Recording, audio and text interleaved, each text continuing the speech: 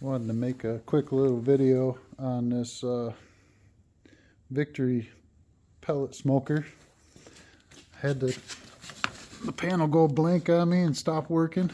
Well, I took off the bottom panel. There's 4 screws holding it in, 2 on this side, 2 on the back side, and found a fuse in here. Right here, I already got it taken out, got a new fuse. I'm putting it back in right now. See if I can do this one-handed. Hopefully that will take care of the problem.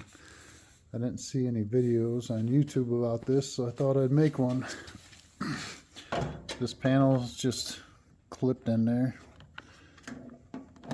There's 3 clips on the bottom, 3 clips on the top.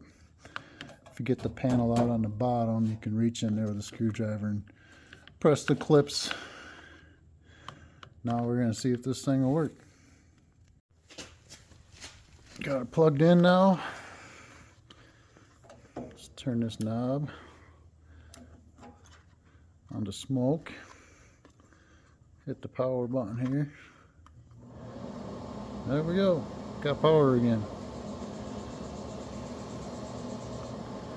Hopefully this will help somebody that's having the same issue. Now I'm going to put it back together and go smoke some bacon.